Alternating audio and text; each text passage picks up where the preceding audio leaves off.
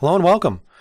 Let's talk about the C programming language. We can finally start learning a little bit about C. I want to provide a overview and give you a little idea of how C came about. So C is a general purpose imperative programming language. It supports structured programming. Now we talked about higher level languages and we described how C is a higher level programming language. This just means that it's easier and more efficient to use than writing an assembly language, understanding instruction sets. Specifically though, it's very general purpose. And what this means is you can write all sorts of applications in the C programming language. Some programming languages are very application specific or domain specific. So for example, a programming language like COBOL, you can really only use to write business applications. A programming language like MATLAB or a tool like MATLAB, you can only write certain applications. C, you can write operating system applications, you can write general programs, all sorts of different types. It's also an imperative computer programming language, which means that it's basically organized around statements, variables, things like that. If you were to study computer programming in more detail, you would see that there are different types of programming languages, things like functional programming languages or logic programming languages, where that just means that the programming language is organized a bit differently. For example, like logic programming languages just have a set of predicates and ask questions. C is imperative, a set of statements explaining what to do.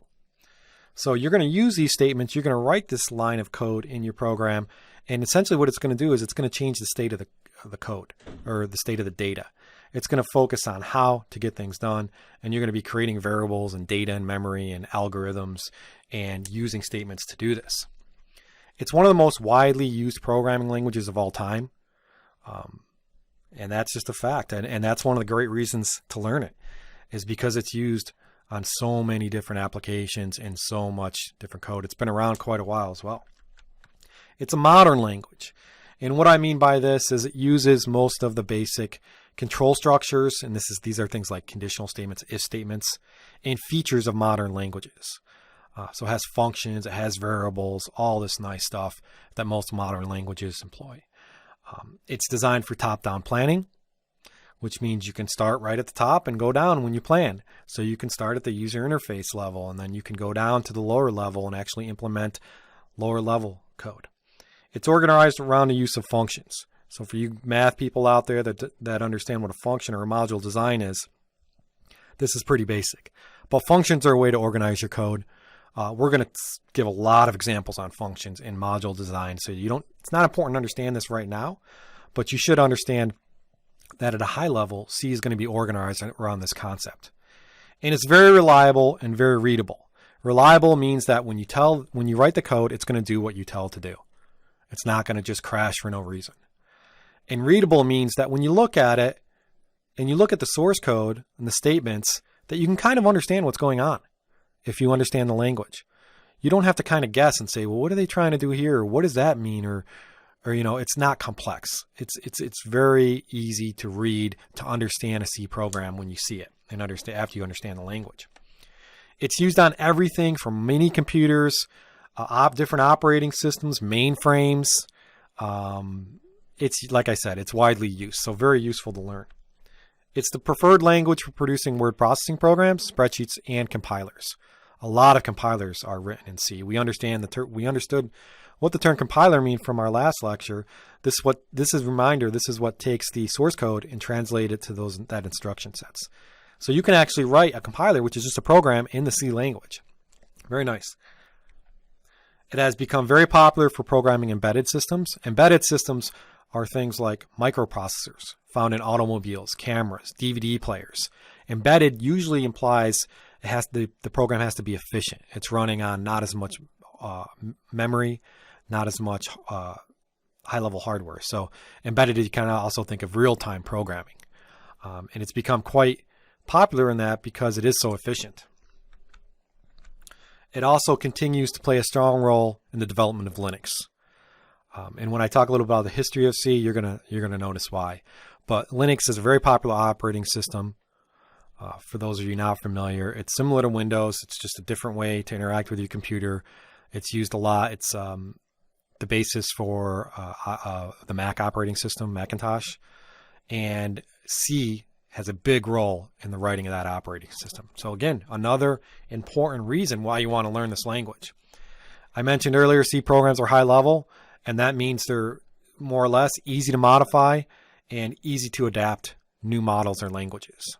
Another benefit. In the 1990s, many software houses began turning to the C++ language for large programming projects. Now, you may ask yourself, well, why does that matter? We're learning C, not C++. Well, the reason that matters is because C is a subset of C++. So C is organized, I told you it's organized around functions, module design. C++ is organized in terms of objects. We're not going to study objects in this class, but the reason I'm mentioning C++ is because if you learn C, you're going to know a lot about C++. And C++ is another really popular language. So any C program that you write is going to be a valid program in C++. So it's going to be great if you ever want to move on and you want to learn C++, you're already going to know half the language because you're going to know C. So very important. C is a subset of C++. C remains a core skill needed by corporations, and it always ranks in the top 10 of desired skills. Again, another reason to learn it. I use C every day at my job. I work at Xerox. I use it every day. We program on Linux operating system, and we write C applications, and we also write C++ applications. It's not an old language. It's never used anymore. It's used quite a bit. So if you're sitting there thinking, "Oh, I don't want to waste my time with C. I want to go learn something new and interesting, Ruby or something even newer like Go or something," C is still popular and still widely used and still a skill that's required by many, many industries. So by learning C, you're going to have a very marketable resume. You're going to be able to get a lot of different positions. C provides constructs that map efficiently to typical machine instructions. So we talked about this idea of a compiler, and machine instructions are at the lowest level. Because this mapping is so easy in C, it's often used by programs that were previously implemented in assembly language. And also the reason, for this reason, it also is very easy to write operating system or embedded programs, like I mentioned, for this reason. So it provides low-level access to memory, and it has many low-level capabilities. It can directly interact with hardware. A lot of drivers. Drivers are programs that interact with hardware. A lot of drivers are written in C. And it requires minimal runtime support. And the reason for this, again, is because it easily maps to assembly instructions. Now, a little history about C is it's an older language. It was invented in 1972 by a guy named Dennis Ritchie of Bell Laboratories. He was working on the UNIX operating system, which is a precursor to Linux. It's basically an operating system that's running on different hardware. Linux runs on PC hardware. So it's older, which is an advantage.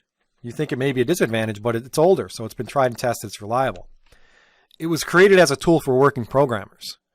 The main goal when designing the language was for it to be useful and for it to be easily readable and writable. I mentioned readability is basically looking at the program and being able to understand what's going on quickly.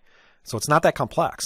Writability is being able to write the code quickly, efficiently, be able to do things quickly. So if you were to write some code, you don't have to write 20 lines of code to add two numbers. You write one line of code. It's very easy to write. So readability and writability are important goals and important advantages of programming languages, and C easily meets this. Some more history. It initially became widely known as the development language of the UNIX operating system, and virtually all the new operating systems that were written after 1972 are written in C or C++. Okay, again, very popular, very, very useful. It evolved from a previous programming language named B. Go figure. That's why it's named C. I guess they weren't very clever, and they just said, "Hey, B, C." There's also a language called D, by the way. It uses many of the important concepts of B while adding some data typing and other powerful features. You might not have a clue what data typing is. Don't worry about that right now. Know that it added some new features from B. Mainly, B had this issue of typeless, meaning data didn't have types, and C improved upon that. It's also available for most computers, so this is an advantage, meaning that if you want to write a C program, you can write it on most operating systems. You can write it on Windows, you can write it on a Mac, you can write it on a Linux operating system. And it's also hardware independent, another important factor when writing code. If it's hardware independent, that means it's more portable. What that means is you can take the program, you can run it on a different operating system. So available for most computers means that you can write a C program. It doesn't necessarily mean it's going to work unless it's portable. So by being hardware independent means it may work on many other systems. So by the late 1970s, C had evolved into what is now referred to as a traditional C. This is what you're going to see in this class, traditional C. The rapid expansion of C working on many different hardware platforms led to many variations. So I want to talk a little bit about the different variations of C. And what this really means is there's different standards. So just like there's a Windows 10, a Windows 8, a Windows 7, there's different versions of C. There's C89, C90, C99, and C11. And this basically represents the years, 1989, 1990, 1999, and 2011.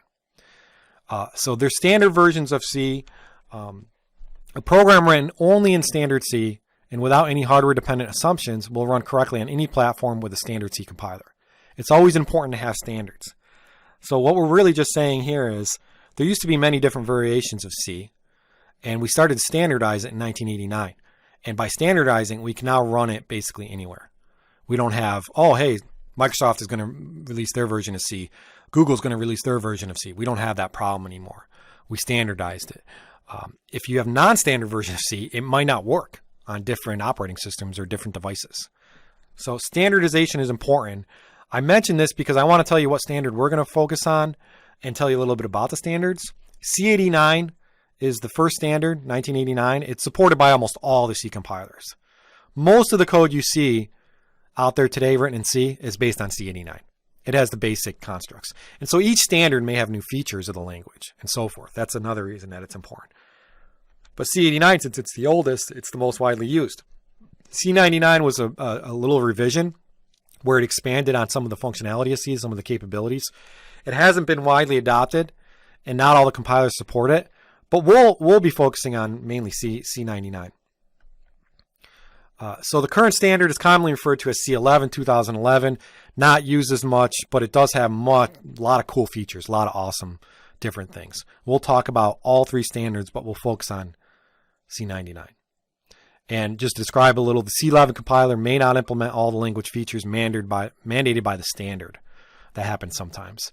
But we'll base our examples and concepts off of C, all three standards, focus on newer concepts in C11, but mainly C99, which is the basic concepts.